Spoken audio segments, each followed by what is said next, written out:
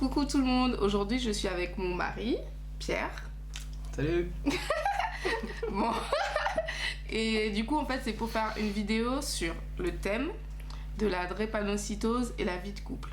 Donc en fait il y avait eu beaucoup de questions, je trouvais ça mieux de demander à mon mari directement pour vous son ressenti sur la maladie, ce que ça nous fait vivre. Voilà, bon on verra, je vais lui poser pas mal de questions et je vais introduire aussi les questions qui m'ont été posées sur la page Facebook. Voilà. Ok.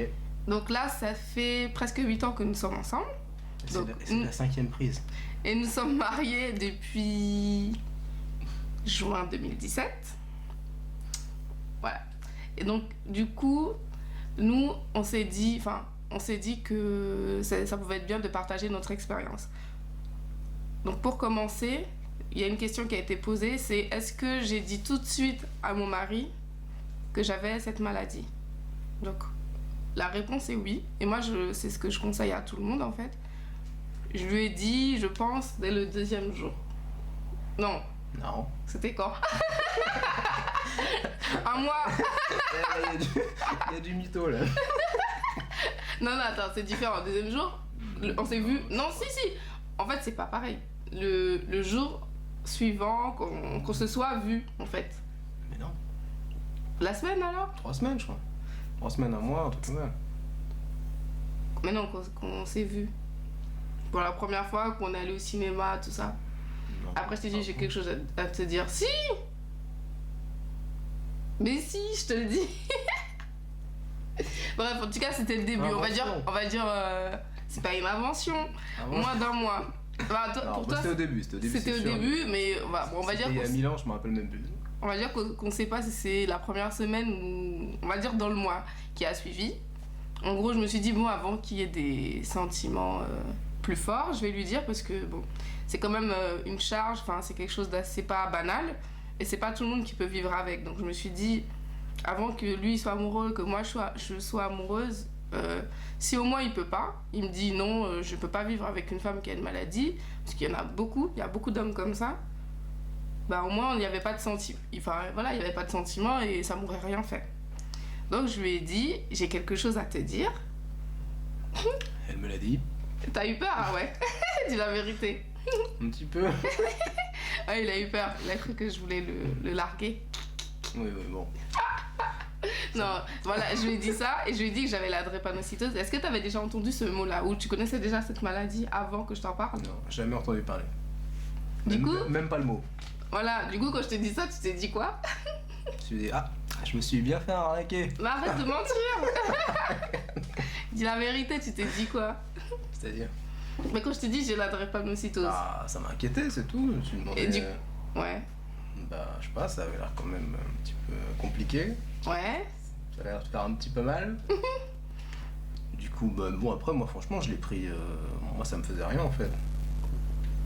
Rien de quel sens? Non, mais dans le sens où. Du sens, ça te dérangeait pas toi? Moi, ça me dérange pas le fait que tu sois malade, ça empêchait pas notre relation. Mais du coup, quel a été ton réflexe? T'es parti chercher du coup, voir ce que c'était? Oui, j'ai fait la connerie de chercher sur Google.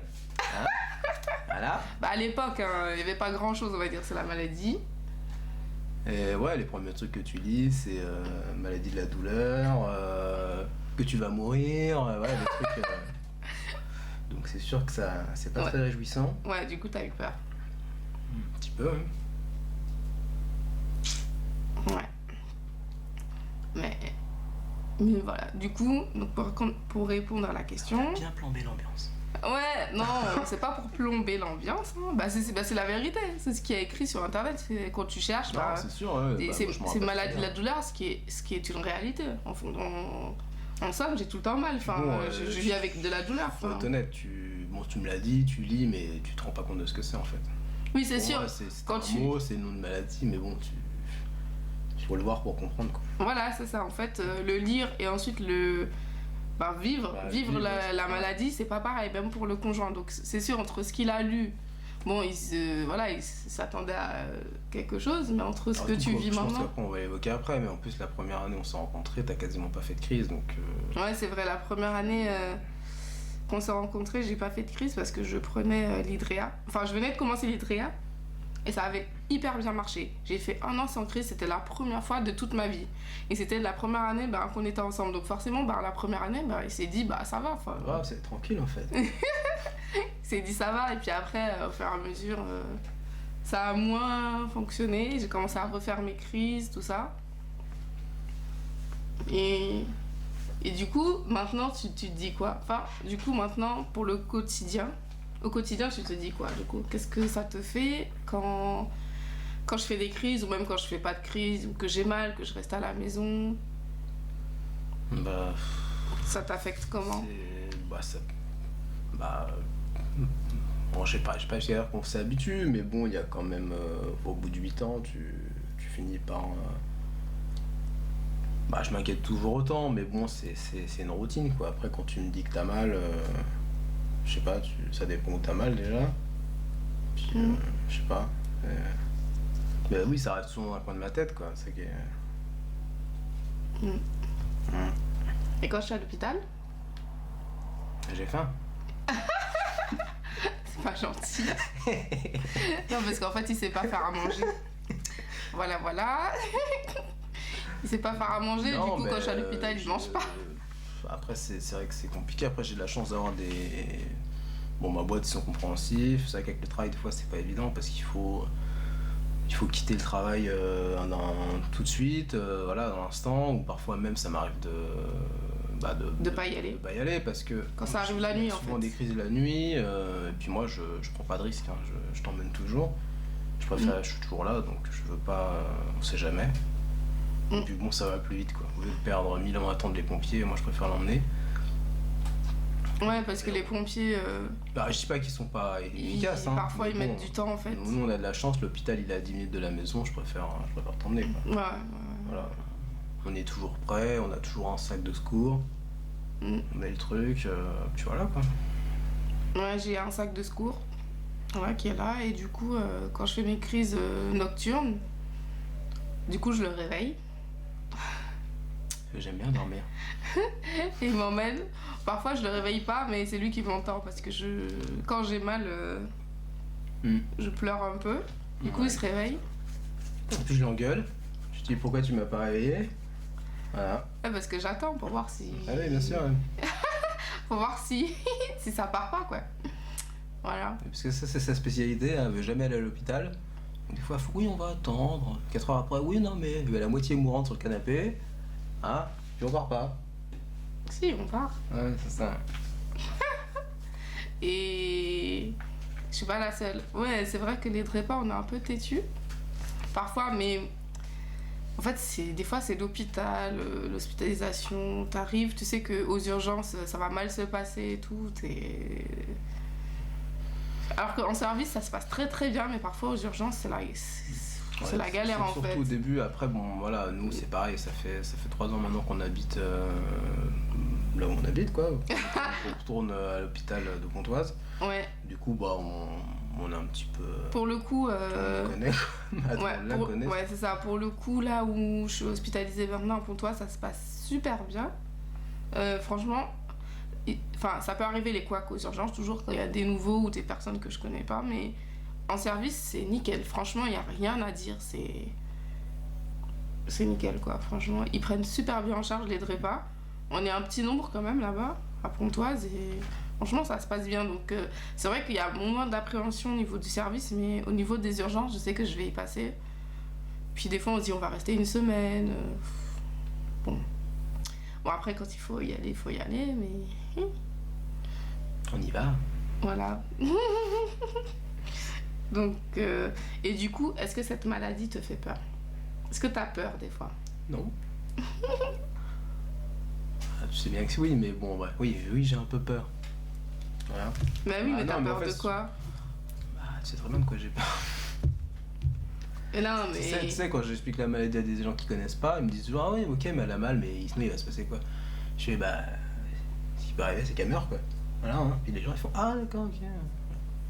Donc moi, ça reste toujours dans ma tête, quoi. Même si, bon, j'ai encore plombé l'ambiance, hein. J'essaie de pas trop y penser, mais bon, je sais que faut pas se leurrer, ça peut arriver, quoi. C'est pas impossible. Toi, c'est ta plus grosse peur, du coup? évidemment.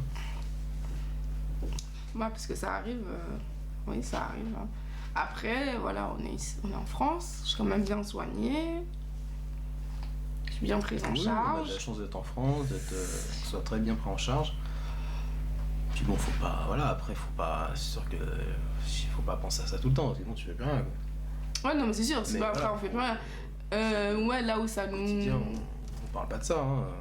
Ouais. Non, on parle pas de ça, on parle de la maladie, mais on parle pas de.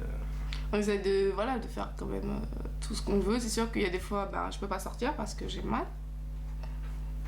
Sinon, je vais te poser une question. Là où ta plus mauvaise expérience avec la maladie, c'est quoi qui t'a le plus choqué avec la maladie, enfin, qui me serait arrivé? Ouais, il y a eu un paquet. Hein. Bah, le plus.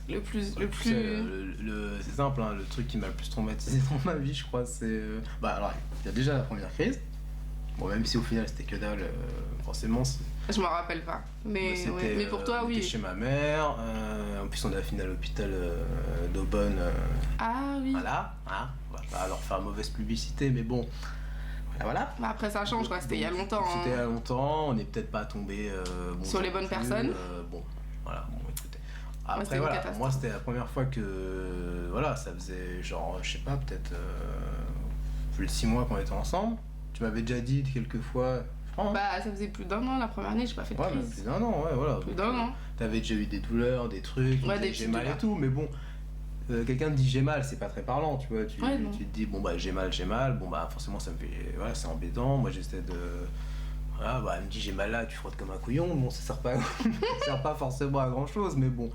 Et je me souviens, la première crise, c'est vraiment, bah, voilà, tu vois la personne que t'aimes en larmes et tout, c'est crier, hurler, c'est pas évident, quoi. Tu sais pas quoi, puis tu te retrouves comme un con, quoi, tu sais pas quoi faire, t'appelles en plus, voilà.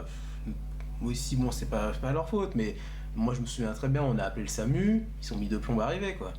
Donc si j'avais su, moi je suis pas j'étais pas du tout expérimenté au niveau de l'appel des. Mais en plus à cette époque-là, t'avais pas ton permis encore. Ah si. Ah si, je l'avais. Si, je l'avais. T'avais la voiture de ta mère. Si, ouais, j'avais pas ma voiture, moi. Ouais. On raconte un peu notre vie. Mais non, bah ouais, tu te retrouves comme un con, et puis je m'en souviens très bien, j'étais énervé parce que t'avais mal et ils arrivaient pas, quoi. Ils arrivaient pas, alors que je me disais, putain, l'hôpital il est à 5 minutes, quoi. Donc si j'avais su, après, bon, quand tu sais pas, le réflexe premier c'est d'appeler les services d'urgence. Donc, bon, voilà. Bon, après, en fait, alors, a posteriori, elle m'a annoncé que c'était une toute petite crise. Donc, moi, forcément, moi, je sais pas, j'ai fait ah ouais, putain, non, c'est ça, c'est une petite crise, on n'est pas dans la merde. Parce que bon, c'était quand même assez violent. Bon, je vous passe tout l'énervement à l'hôpital.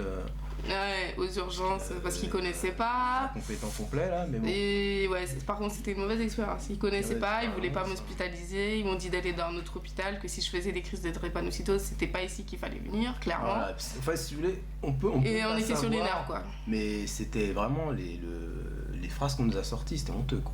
Genre, un médecin. Mais faut pas venir là, madame. Non, mais attends, je suis en train de crever, connard. Ouais, j'étais en train de. C'était vraiment. Bon, voilà. On va pas venir là-dessus. Bon, au final, c'est bien passé. On est parti dans un autre hôpital. Elle est sortie dans la journée, un truc qui n'arrive jamais. Et puis t'es rentré à Créteil, je crois. Ça allait un peu mieux, je crois qu'on est. De mémoire, t'es rentré à Créteil. Et puis je crois que t'as fini à Royaumont-d'Or.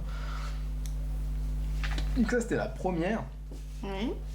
Et après, bon, Je sais de quoi tu vas. En fait, non, mais tu rigoles, il y en a vraiment 3. T'en as 3 ? Moi, j'en ai qu'une dans notre vie. On voyait la différence. Moi, pour moi, dans toute notre relation ensemble, il n'y en a qu'une qui m'a marqué. Il y a vraiment un qui a été chaud. Toi, il y en a 3. C'est quoi le. Vas-y, dis le deuxième. Le deuxième, c'est notre premier voyage ensemble. Donc là, je pense que c'est celle-ci. Ouais, moi, c'est celle-ci qui m'a le plus.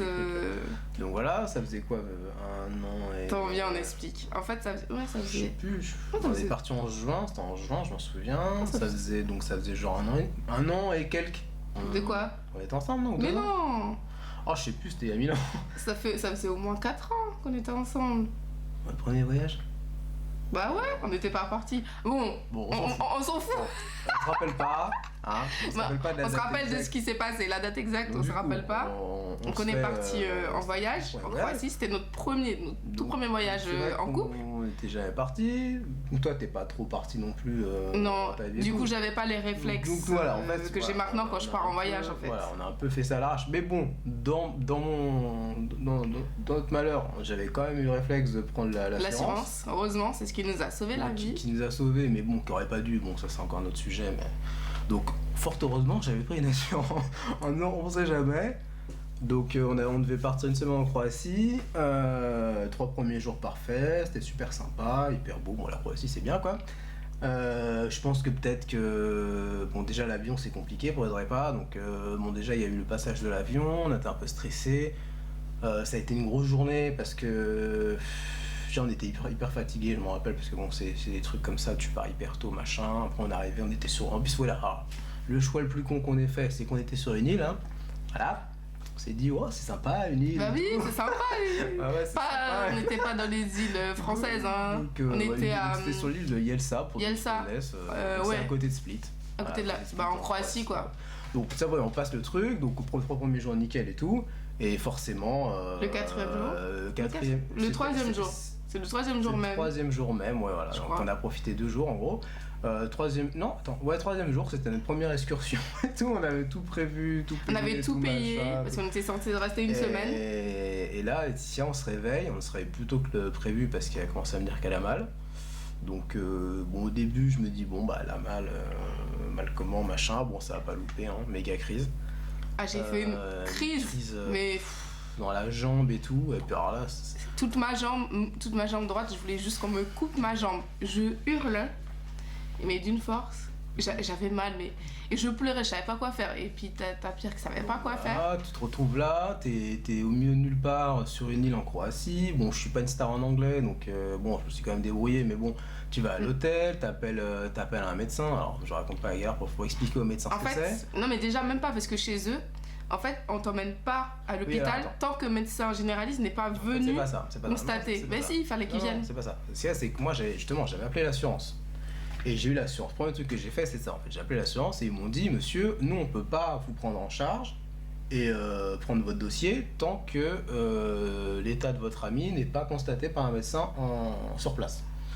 Donc voilà, donc après un médecin croate, machin, t'es sur une île, bon, je raconte pas la galère, on a dû attendre. Franchement, je pense que t'as souffert à en pleurer pendant genre 2 bonnes heures, voire 3 heures. Ouais, avant qu'il arrive, avant pendant que le 2 médecin heures, arrive, c'était. Tout ça pour voir un mec, bon bah, qui arrive, qui vous demande qu'est-ce qu'elle a. Qu'est-ce que vous voulez lui expliquer? Le mec il sait même pas ce que c'est, je lui dis drépanocytose en anglais il comprend rien.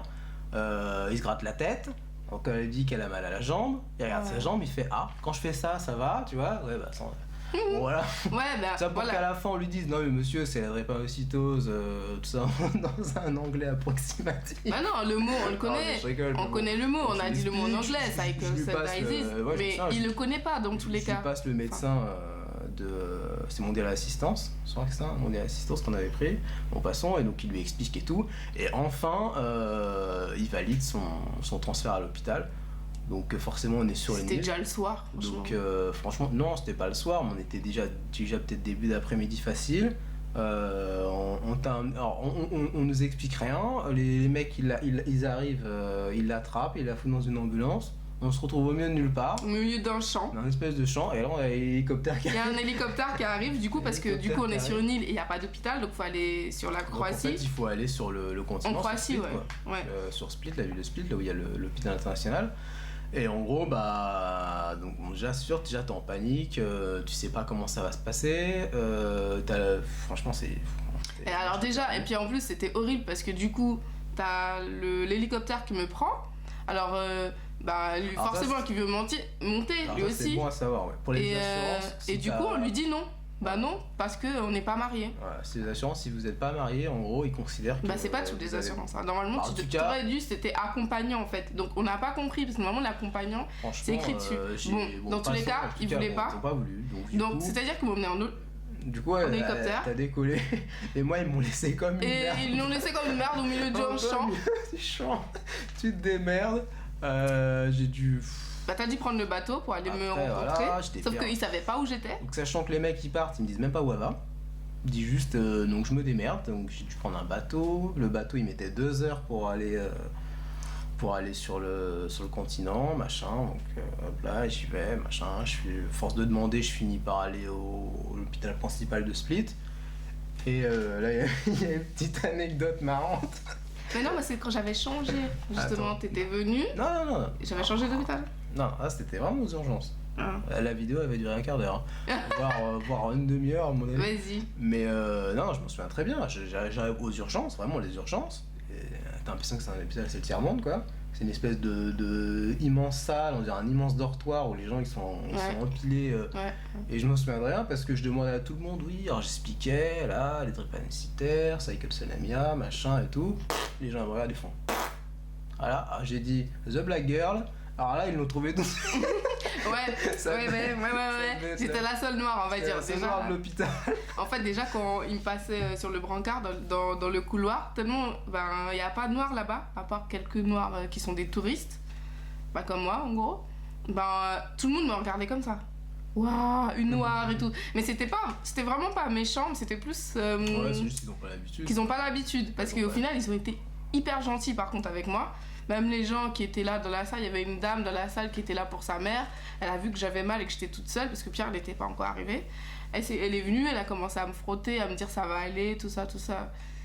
Et les gens, pareil, ils ont été super sympas, sauf que le regard, c'était vraiment un regard. Ils n'avaient pas vu de noir quoi. Donc forcément, quand ils me cherchaient et qu'ils disaient mon nom, on ne me trouvait pas. Ils disaient ma maladie, on ne me trouvait pas.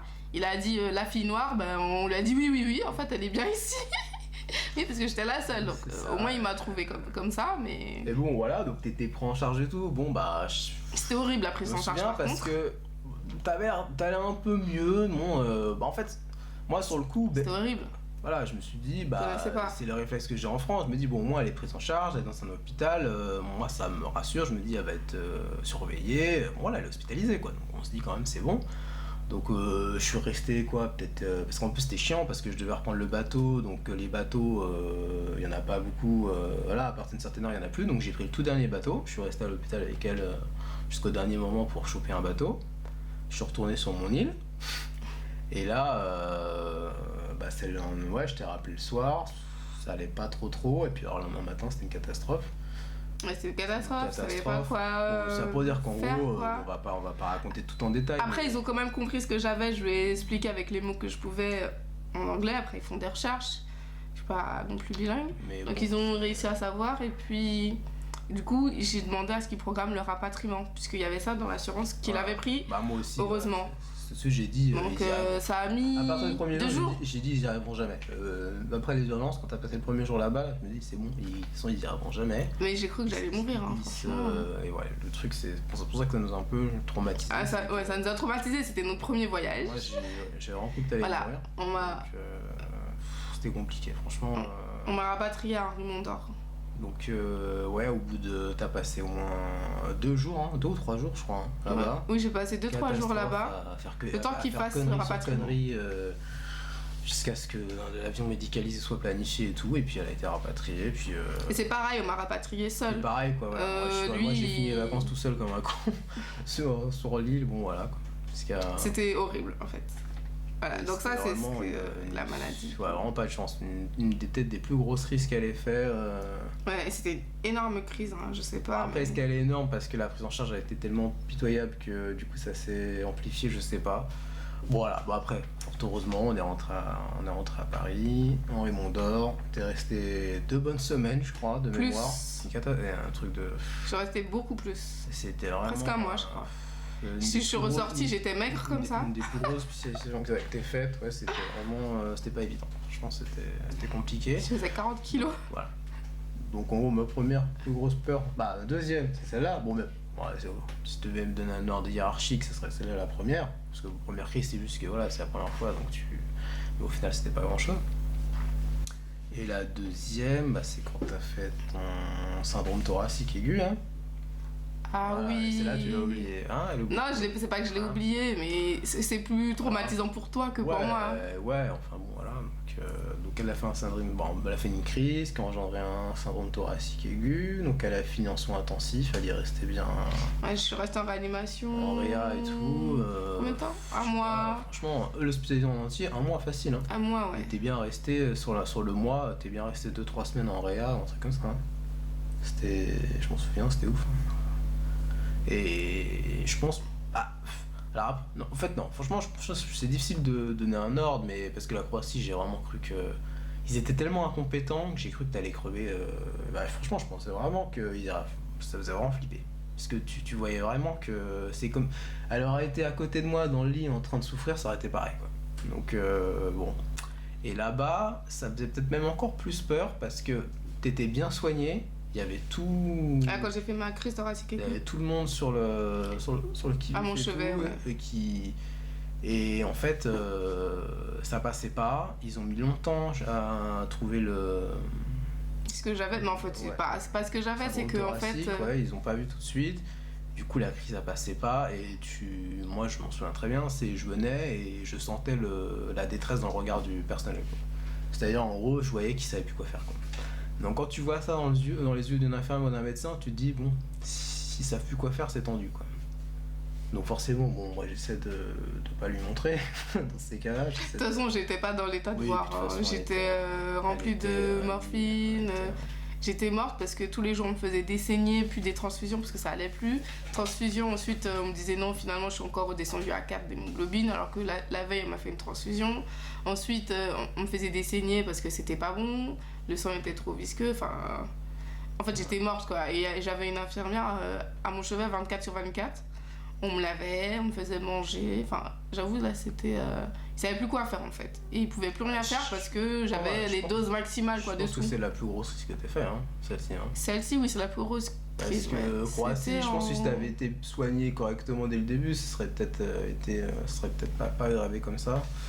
Celle-ci, malgré une hospitalisation rapide tout de suite, ça a été chaud.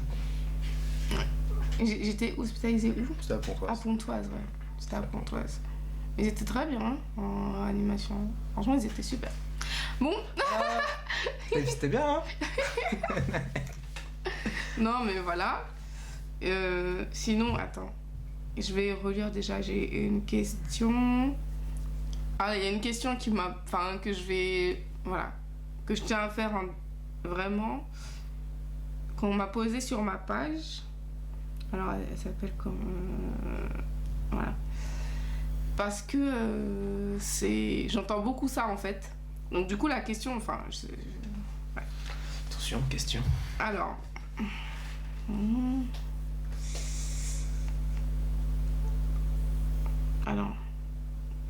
Alors, la personne m'a demandé, avez-vous suivi les recommandations du médecin qui disent interdiction formelle d'être en couple avec un Africain? Dirigez-vous plutôt vers les Européens, notamment la Suisse, où la DREPA est absente. Alors, je tenais à répondre à ça. Déjà, peut-être que tu réexpliques le contexte de la question. Parce que... Bah, il n'y a pas vraiment de contexte, c'est juste que c'est quelqu'un qui a des questions, qui habite, elle m'a dit, en province. Enfin, il ou elle, je sais pas. Et que là-bas, ben, c'est pas bien connu et que c'est ce qu'on lui dit. Alors, en France, on lui dit ouais, en France, oui, France. Ah, c'est chaud. Alors déjà, premièrement, je dis c'est chaud que ce soit un médecin qui dise ça. Moi, perso, jamais un médecin m'a dit de ne pas me mettre avec un Africain, de me mettre avec un Blanc. Moi, je trouverais ça vraiment grave. Enfin, je trouve ça grave. Que ce soit en province ou autre, qu'un médecin dise ce genre de choses, parce que les Blancs peuvent avoir aussi la drépanocytose. Certes, je ne nie pas, les Noirs l'ont beaucoup plus. Bref, on va pas refaire toute l'histoire. Vous savez, voilà, les Noirs l'ont beaucoup plus que les Blancs. C'est beaucoup plus rare chez les Blancs. Mais c'est ça, c'est quelque chose à ne pas dire. Ça veut pas, jamais mon médecin m'a dit de ne pas me mettre avec un Africain. Et là, si... Peut-être que vous... Ça se voit. Là, c'est pas, je l'ai pas choisi par rapport à sa couleur de peau. C'est juste un hasard. Franchement, c'est un hasard complet. Juste, je suis tombée amoureuse de lui. Enfin, je sais pas, regardé sa couleur de peau, je me suis pas dit je vais prendre un blanc parce que les blancs n'ont pas la drépanocytose. Enfin, c'est un hasard complet. Je le sais. Hein. Ouais, c'est, Non, et un médecin m'a pas dit ça. C'est vrai que j'entends beaucoup ça, mais non. Et je me suis pas dit, je vais pas me mettre avec de noirs parce que les noirs n'aideraient pas. Et que... Non, je me suis pas dit ça. Le mieux, c'est de faire un test, hein, c'est tout. Après, c'est compliqué. Le mec, mais bon. Le mec, il sort ça, il ferait mieux de parler du test, quoi. Voilà, c'est ça, le médecin, il dit ça, au lieu de parler de tests, de faire de la prévention. Ça se dit pas, ça. Ne pas se mettre avec un noir plutôt en blanc, quoi. C'est... Bon, bref. Donc voilà, la réponse à la question, c'est non, je n'ai pas suivi de recommandation quelconque de me mettre avec un blanc plutôt qu'avec un noir, à cause de la drépanocytose. Moi non plus. Donc voilà. Et sinon, à part ça, au quotidien, ça peut nous bloquer dans les sorties. Ouais, c'est... Par exemple, pour ne pas que je me fatigue, c'est toujours lui qui porte les courses. Ou tout autre, moi je porte jamais. Par exemple, il passe l'aspirateur. Parce que ça me fatigue, en fait. Voilà, tous les trucs comme ça, un peu. On évite de te fatiguer un maximum, de toute façon c'est simple. Hein. Voilà, tout ce qui me fatigue, en gros, c'est lui qui va le faire. L'aspirateur, des trucs comme ça. Faire à manger, ce n'est pas fatigant. Et je lui fais à manger en contrepartie. Non, voilà. Donc après, on n'a pas abordé tous les sujets parce que c'est long. Si vous avez des questions, vous me posez sur la page, on va répondre. Dans ce cas-là, ce qu'on peut faire, c'est que comme il y a beaucoup de questions, c'est de me poser les questions et on fait des courtes vidéos de 1 minute où on répond à une question et je peux les poster. Parce que sinon, après, la vidéo, déjà, elle est hyper longue. Donc on va s'arrêter là. J'ai beaucoup raconté ma vie. Si tu n'as pas d'inconvénients, on va s'arrêter là. Bah non. Tu veux pas t'arrêter? Bah si. Ah, voilà. Bon, ok. Bon, sinon, je souhaite bon courage. Je suis dispo, hein. C'est pas que je suis pas loin. Souvent, je suis à côté. Ouais. Voilà. En train de regarder du foot ou de jouer. Bon, bref. Sinon, je vous dis bon courage à tous les drépanocytaires, les mamans de drépanocytaires, les papas aussi, on va dire les parents, la famille, parce que comme on dit, on n'est pas seul à vivre la maladie. Il y a tout l'entourage qui en pâtit, même si c'est nous qui avons mal, bien sûr, mais les gens souffrent quand même autour de nous, donc c'est pas une maladie facile à vivre. Voilà. Donc bon courage à tout le monde et ceux qui sont hospitalisés aussi, bon courage parce qu'il y en a toujours malheureusement, même si c'est pas ce qu'on veut, mais il y en a toujours. Donc bon courage à vous et gros bisous. Salut. Salut.